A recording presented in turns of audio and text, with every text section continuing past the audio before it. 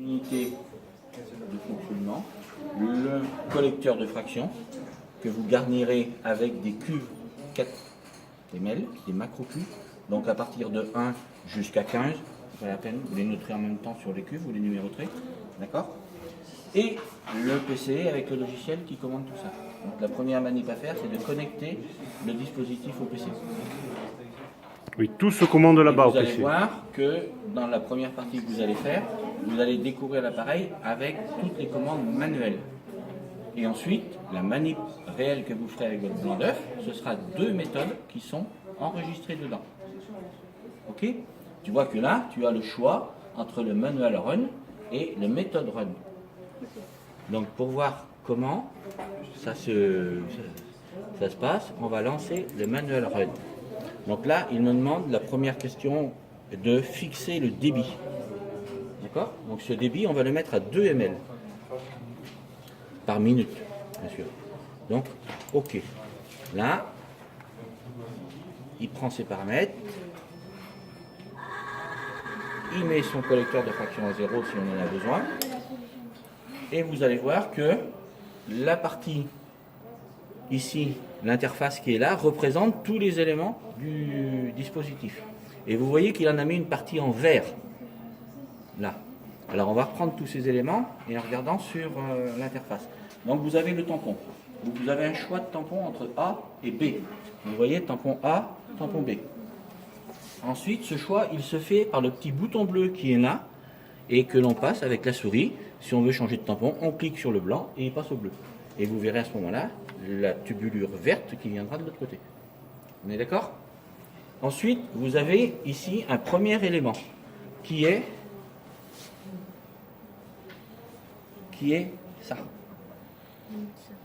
le mixeur. Ce mixeur, il va me permettre, lorsque je veux faire un gradient de solvant, d'origine j'ai 2 solvants, et je peux faire varier la concentration d'un par rapport aux autres. D'accord? Donc, dans notre cas, aujourd'hui, on va faire de l'isocratique. On ne va pas faire de gradient. Et ce gradient, bien sûr, on peut le paramétrer aussi dans les méthodes. D'accord? Et où on peut aussi lui donner des valeurs ici si on travaille en manuel. Donc nous, comme c'est le solvant B qui est concerné, vous voyez, 7% de B, on va lui mettre 0. Donc on va travailler à 100% de A. D'accord? À la suite de ce mixeur, on trouve là une vanne, une électrovanne, qui va me permettre soit de partir donc sur la pompe là, ou soit de faire une injection lorsque j'ai des grands volumes à faire, des volumes importants. Je me sers de ça que je mets donc dans mon échantillon pour aspirer l'échantillon, et à ce moment-là, vous voyez, on vient cliquer ici sur la partie qui va donc aller dans le flacon qui contient mon échantillon. Ça, c'est pour des grands volumes. Aujourd'hui, nous, on ne va pas faire ça. On va utiliser quelque chose dont vous allez retrouver l'analogie avec l'HPLC, qui est une boucle d'injection. Donc ensuite, ça, si on n'est pas nécessaire, vous voyez que le circuit continue et il passe dans la pompe. Donc pompe où là, le débit est à 2 ml par minute. Et vous voyez qu'actuellement, ça s'en va à la poubelle parce que ici, l'électrovanne qui est là, le dispositif a choisi donc d'amorcer le système et de venir évacuer à la poubelle pour l'instant. Moi, ce n'est pas ce qui m'intéresse. Ce que je souhaite, c'est de faire tout mon circuit. Donc je clique ici et l'électrovanne, elle change d'état. Et vous pouvez voir que là, je continue et le premier élément qu'il va rencontrer, ça va être la boucle d'injection. Cette boucle d'injection a un volume de 1 ml. Ah, punaise.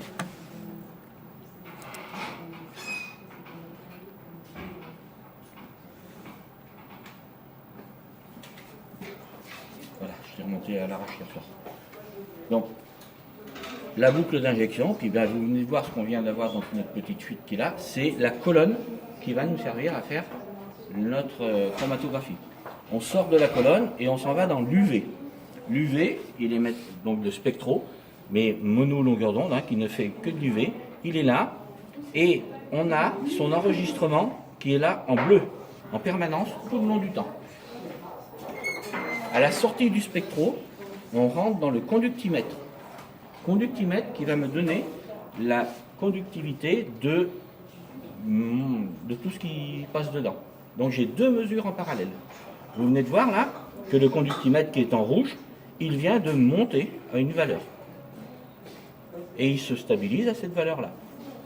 Pourquoi? Parce que dans le TP d'hier, la dernière manip s'est fait dans l'eau, où on a une conductivité qui est très faible, et là on vient de rentrer un tampon avec 0,1 mol de NaCl, la conductivité est plus importante. Donc là, vous voyez, ça vient de passer, et tout ça va se stabiliser. Ensuite, on va trouver une électrovanne, qui est ici, qui me permet soit d'envoyer à la poubelle, comme actuellement, ou soit d'envoyer vers le collecteur de fraction. Donc nous, dans un premier temps, on ne va pas envoyer. Vous voyez, si je clique là, on enverra les LUA et dans le collecteur de fraction. D'accord? Donc vous allez faire là 2 injections. Une première, donc avec cet échantillon de SAB, que vous allez donc injecter avec 1 millilitre dans l'entrée de la vanne qui est là. On est d'accord? Donc vous injectez ça avec le tampon A. Vous marquerez ici le moment de votre injection en cliquant sur Inject Mark. Tous les événements qui se déroulent dans votre manip, automatiquement tout se met. D'accord? Et là, vous, manuellement, au moment où vous tournez donc la vanne d'injection ici, vous faites marque et il y aura un trait injection. Vous attendez, voir ce qui se passe. D'accord? Ensuite, au bout de 7-8 minutes, vu qu'on est dans un volume un peu plus important, un débit plus important, 7-8 minutes, vous passerez en tampon B.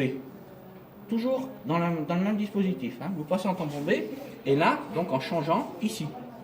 Vous allez aussi laisser ça une bonne dizaine de minutes, vous allez voir ce qui va se passer. On est d'accord? Quand ça sera fait, vous revenez au tampon A. Vous attendez que tout ça soit stabilisé. Cette stabilité, vous pourrez la suivre parce que la résistivité aura changé et ce sera donc stabilisé. Là, vous refaites la même manip avec du lysozyme. D'accord? Toujours tampon A. Vous laissez une petite dizaine de minutes pour voir ce qui se passe et vous passez en tampon B. D'accord? Et là, vous allez faire manuellement des petites manœuvres sur le dispositif et vous verrez concrètement ce qu'est une chromatographie échange d'ions. Vous avez compris? Donc on va vider la poubelle parce qu'elle commence à être pleine. Donc pour ça, on va arrêter. On va faire pause.